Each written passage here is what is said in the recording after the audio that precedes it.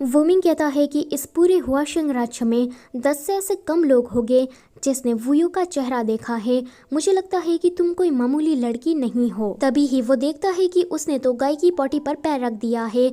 चूचू उसे कंधे पर इशारा करती है जहाँ पर एक बर्ड आकर पॉटी कर देता है। वो कहता है कि ये क्या हो रहा है, क्या आज टॉयलेट गॉड मुझसे भड़के हुए है इसलिए मेरे साथ ऐसा कर रहे हैं।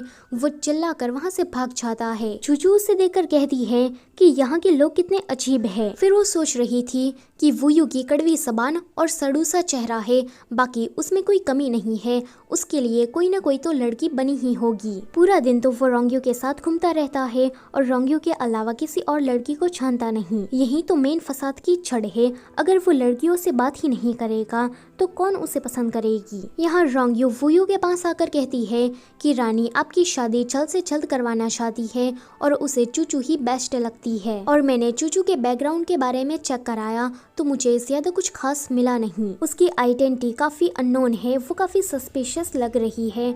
तो वो कहता है कि मुझे पता ही था इस लड़की को डीमन प्रिंस ने मुझ पर जासूसी करने भेजा होगा। रोंग्यू कहती है कि रूल्स के अकॉर्डिंग डीमन लॉर्ड का बेटा ही वारिस बनता है, तो ये डीमन प्रिंस इतना उछल क्यों रहा है, कब ये अपनी हरकतों से बाज आएगा। वुयू कहता है कि वो बुढ़ा डरपोक है, उसकी इतनी हिम्मत कहाँ कि वो सामने आकर बगावत करे, उसे तो बस पीठ पीछे वार करना ही आता है। एंड अभी भी वो ऐसी ही कोई प्लानिंग कर रहा होगा। फिर वो चूचू के पास जाकर सो जाता है।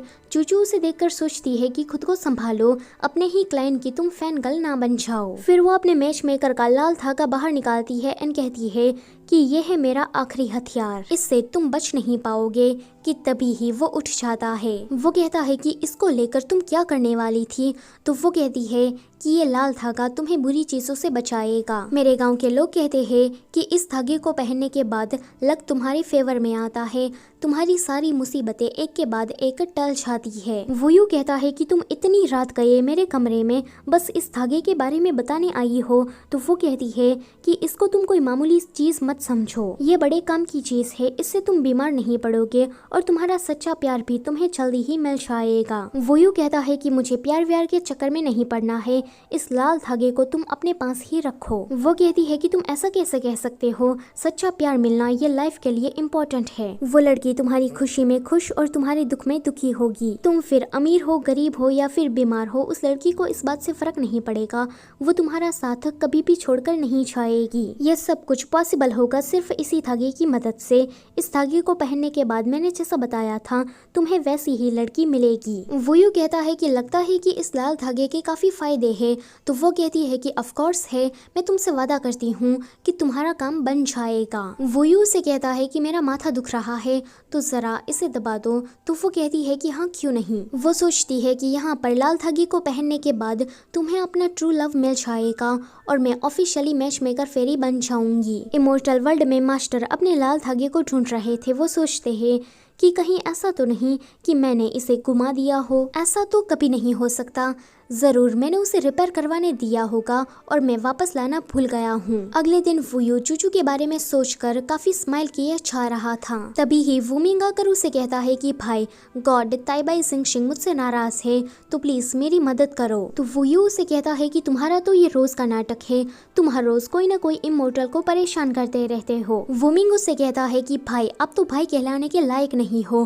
क्या आप भूल गए कि जब मैं 8 साल का था तब आपको चोरी चुपके मिलने आया करता था? क्या आपको आपके छोटे भाई का दर्द समझ में नहीं आ रहा? वुयू कहता है कि तुम मुझसे मिलने कब आए, अब चलो इतना भी झूठ मत बोलो। वो रोंग्यू की तरफ स्माइल करके कहता है कि भाई आप मेरा भांडा एक लड़की के सामने इस तरह से कैसे फोड़ सकते हो। वुयू रोंग्यू से कहता है कि जरा इसे दवाई दे दो ताकि ये ठीक हो जाए। रोंग्यू उसे दवाई देकर जा रही थी तो वो उसे कहता है कि मुझे पता है कि तुम वुयू की तरफ काफी लॉयल हो, पर जरा तुम मुझ पर भी ध्यान दो। क्या तुम्हें दिख नहीं रहा कि मैं तुम्हें पसंद करता हूँ? तो वो कहती है कि थैंक यू, मेरी पूरी जिंदगी मेरे मास्टर की है, मुझे उसे प्रोटेक्ट करना है तो मैं ये चीजें नहीं कर सकती। वो कहता है कि क्या तुम मुझे कोई चांस नहीं दोगी? वो उसे जबरदस्ती हक करने की कोशिश करता है तो रोंग्यू उसे मार मार कर उसकी चटनी ही बना देती है। चूचू आकर कहती है कि राजकुमार आपकी आंखों को क्या हुआ? तो वो कहता है कि ये मेरा न्यू स्टाइल है, पांडा स्टाइल। इतना कहकर वो चला जाता है। चूचू रोंगयू से पूछती है कि वूयू को खाने में क्या पसंद है। अगले सीन में वो उसके लिए केक लेकर जाती है। वो उसके सामने कभी तो क्यूट गर्ल बनती है, तो कभी नाइस गर्ल, तो कभी बैडएस, पर वूयू का इस पर कोई असर नहीं होता। तो वो सोचती है कि इसको किस टाइप की लड़की पसंद है। मैंने सभी टाइप ट्राई करके देख लिए, अब बस एक ही बचता है जो कि है सेक्सी गर्ल। इतना सोचकर वो उसके साथ फ्लर्ट करने लगती है। वूयू सोचता है कि यह लड़की तो काफी चालाक है, बार बार अपनी पर्सनालिटी बदल रही है ताकि मुझे उस पर शक ना हो। जब वूयू उसके क्लोज आता है तो उसकी धक धक स्टार्ट हो जाती है।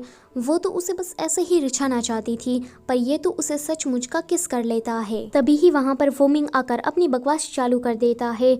फिर चूचू वहाँ से चली जाती है। बाहर उसका सामना रोंगयू से होता है, जो कि उसे कहती है कि मैं तुम्हें सच में थैंक यू कहना चाहती हूँ, क्योंकि तुम्हारे आने के बाद मास्टर काफी खुश रहने लगे हैं। चूचू उसे पूछती है कि पहले वोमिंग कैसा था।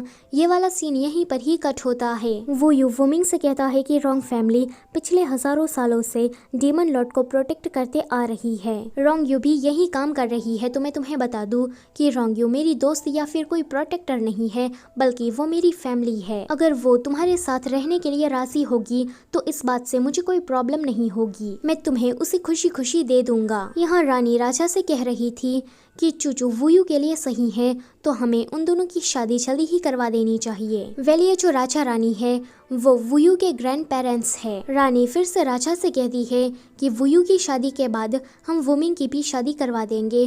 तो राजा उसे कहते हैं कि तुम्हें जो करना है वो करो। रोंगयू ने वूयू की पूरी कहानी चूचू को बता दी थी। वो कहती है कि इसलिए मैं चाहती हूँ कि तुम मास्टर की केयर करो, क्योंकि वो तुम्हें पसंद करने लगे हैं। वो काफी शॉक्ड होकर कहती है कि क्या वूयू मुझे पसंद करता है। सो गाइस, इसी के साथ पार्ट नंबर 2 होता है यहीं पर ही खत्म। Don't forget to like, share and subscribe. Thank you for watching.